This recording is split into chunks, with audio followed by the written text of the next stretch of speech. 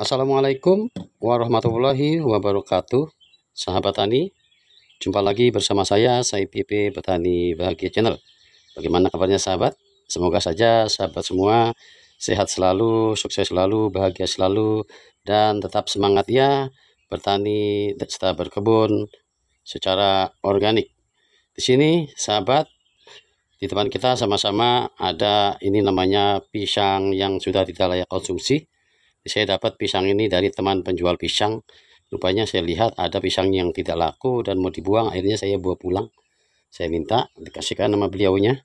Nah, di sini saya sekaligus ingin menjawab terkait video saya sebelumnya yang dimana saya memanfaatkan pisang busuk, saya olah menjadi pupuk organik cair. Dalam video tersebut ada salah satu sahabat yang bertanya, "Bang, apakah pisang ini harus diolah dulu sebelum dimanfaatkan menjadi pupuk penyubur tanaman? Apakah harus dilakukan fermentasi? Tidak adakah cara lain yang lebih mudah?" Begini sahabat, sekarang akan saya jelaskan 3 cara kita menggunakan pisang ini menjadi pupuk organik yang sangat baik untuk tanaman. Tapi sebelumnya akan saya jelaskan dulu ya sahabat terkait kandungan nutrisi yang berada di dalam pisang ini, utamanya adalah unsur haranya untuk kesuburan tanaman.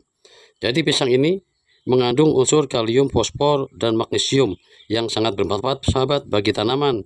Kandungan kalium membantu meningkatkan gaya tahan tanaman terhadap stres, memperkuat batang, dan meningkatkan pembungaan serta pertumbuhan buah.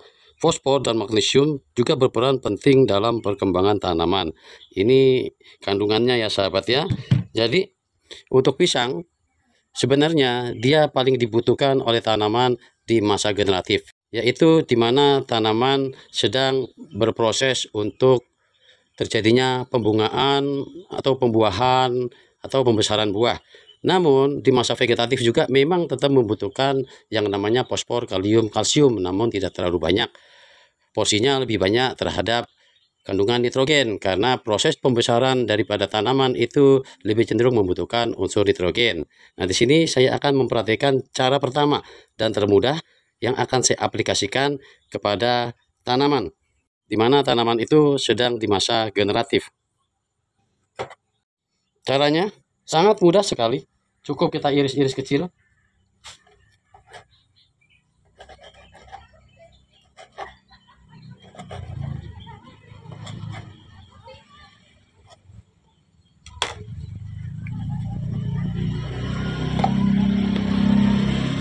Sini saya memberi sampel sahabat ya, karena di sini pisang yang ada akan saya buat menjadi 3 cara. Dari cara yang paling mudah dan agak sulit. Sekarang kita menuju ke tanaman saya. Ini tanaman terong ungu yang menjelang di masa generatif, bisa dilihat sudah mulai keluar bunga dan juga sudah mulai terlihat buahnya itu sahabat. Nah, caranya adalah dari pisang ini kita langsung saja berikan ke tanaman, namun tetap kita beri lubang sedikit. Hati-hati juga dalam pelubangannya, jangan sampai mengenai akar. Langsung saja kita berikan pisang ini kepada tanaman kita. Seperti demikian, secukupnya saja, tidak usah juga terlalu banyak-banyak seperti ini.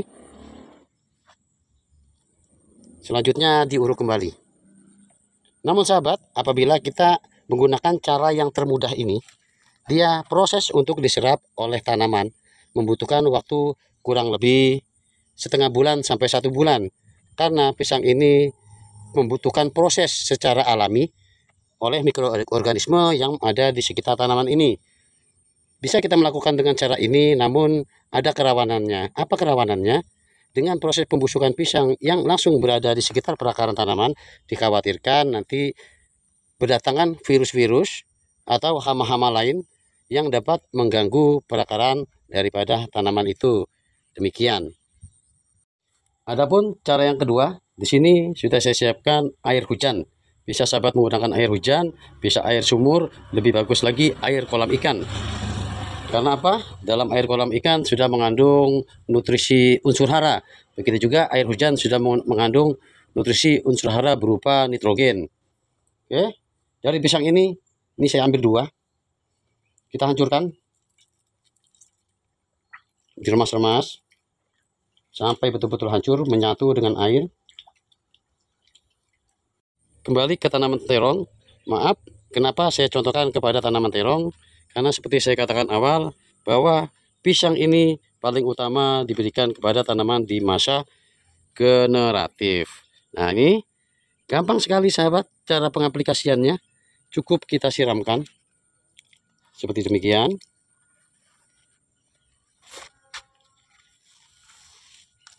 Dalam pemberiannya diperkirakan saja, karena yang namanya pupuk organik berlebihan pun tidak akan berpengaruh buruk pada tanaman kita, namun akan lebih baik.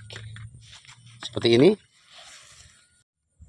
Cara demikian juga cukup rawan hadirnya virus-virus kepada tanaman ataupun kepada media tanam. Tapi ada caranya sahabat. Setelah 1 hari sahabat berikan pisang ini langsung kepada tanaman kita, sahabat lanjutkan berikan atau taburi arang kayu. Insya Allah tanaman kita akan aman dari serangan virus yang berbahaya bagi tanaman kita. Sekarang cara yang ketiga yang lumayan rumit. Tapi sahabat, apabila sudah jadi, sudah kita tunggu selama 15 hari, kita aplikasikan kepada tanaman kita, insya Allah tanaman kita akan subur-subur, tanaman kita kuat dan tahan daripada penyakit, dan tanaman kita nanti akan berbuah lebat. Karena apa? Dengan 2 bahan ini, pisang busuk dan daun kelor, melengkapi semua unsur hara. Daun kelor selain mengandung fosfor, kalium, dan kalsium, juga mengandung unsur nitrogen yang sangat tinggi. Ditambah lagi dengan pisang yang mengandung unsur kalium, kalsium, magnesium. Begitu. Nah, sekarang langsung saja kita lakukan pembuatannya. Sini saya siapkan air. Nah, air ini sahabat, air dari air hujan yang sudah saya tampung memang di drum. Karena apa? Air hujan memang akan saya gunakan baik untuk menyiram tanaman, juga saya gunakan untuk membuat pupuk organik cair, begitu. Di sini saya siapkan dedak atau bekatul. Bekatul ini sebagai pengganti air cucian beras karena stok air cucian beras saya habis ya sahabat ya. Nah, di sini bekatul juga nutrisinya, unsur haranya lebih baik daripada air cucian beras. Langsung saja kita masukkan. Air cucian beras ini kurang lebih setengah kilo. Sini air saya siapkan kurang lebih 5 liter, tapi nanti akan saya tambahkan menjadi kapasitas airnya 10 liter. Saya masukkan.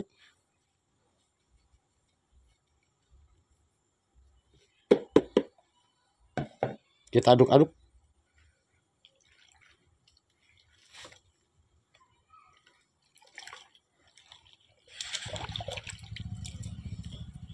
Setelah diaduk-aduk, masukkan E4-nya.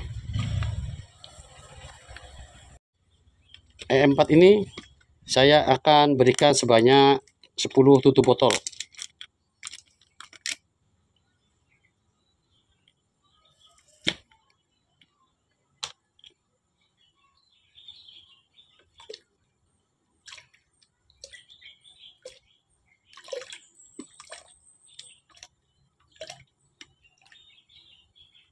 E4 ini berfungsi sebagai bahan fermentasi sahabat ya, karena mengandung bakteri yang sangat baik untuk kesuburan tanaman berupa bakteri mikroorganisme berupa Lactobacillus dan bakteri-bakteri lainnya. Nah, di sini untuk mengaktifkan dari bakteri yang sedang dorman di E4 ini, nah, kita tambahkan gula. Di sini saya siapkan hanya gula pasir.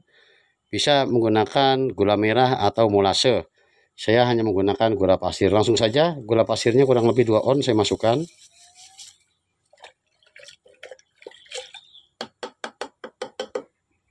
Diaduk-aduk kembali.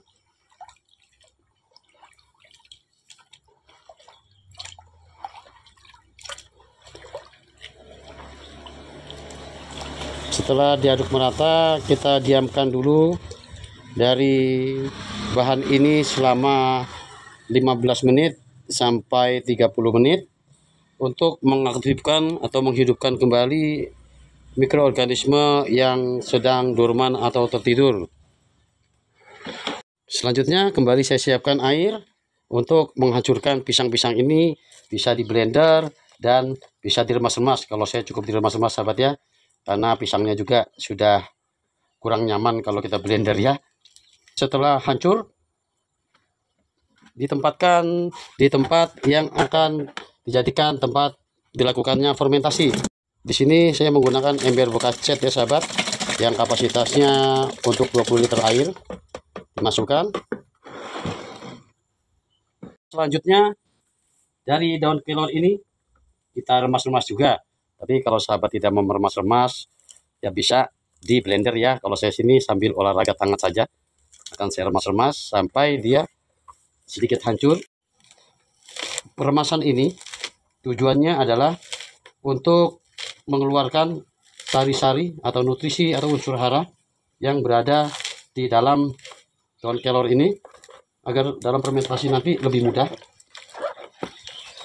Setelah air sudah berubah berwarna hijau, berarti sari-sari yang berada di daun kelor ini sudah mulai keluar, menyatu dengan air. Selanjutnya masukkan ke dalam bak penyimpanan. Dan kita masukkan dari mikroorganisme ini yang sudah saya diamkan selama kurang lebih 20 menit sambil menunggu proses peremasan dua bahan tadi ya. Langsung saja kita masukkan. Karena di sini saya bertujuan akan membuat pupuk organik cair kurang lebih 20 liter, oleh karenanya akan saya tambahkan air ini sampai penuh. Oke, cukup. Selanjutnya diaduk-aduk. Setelah itu ditutup. Dalam penutupan saya menggunakan handuk bekas, karena dari handuk bekas atau kain dia mengandung pori-pori. Tujuannya apa? Kita lakukan penutupan tidak tertutup semuanya, tetap ada sirkulasi udara, karena dalam proses fermentasi ini nanti akan menghasilkan gas. Nah, dengan kita menggunakan kain atau handuk atau juga menggunakan karung, dengan serta-merta selama proses fermentasi nanti udara akan keluar masuk dengan normal, sehingga nanti hasil fermentasi ini nanti akan menjadi jos. Setelah 15 hari baru bisa kita buka, kita panen dan siap diaplikasikan ke tanaman. Setelah ini ditaruh di tempat yang lembab, di sudut-sudut rumah atau di gudang. Yang penting intinya tidak terkena sinar matahari langsung selama 15 hari. Dengan sahabat olah dari pisang yang sudah tidak terpakai, dicampur dengan daun kelor ataupun daun hijauan lainnya, bahkan daun rumput, ini akan menjadi pupuk organik cair yang super lengkap unsur haranya, berupa nitrogen, fosfor, kalium, kalsium, serta unsur hara mikro lainnya. Dan pupuk ini nanti akan bisa digunakan baik terhadap tanaman di masa vegetatif maupun di masa generatif. Terima kasih sahabat sudah nyimak video ini sampai selesai. Semoga bermanfaat ya. Berkenan mohon like, comment, subscribe, dan tekan lonceng. Assalamualaikum warahmatullahi wabarakatuh.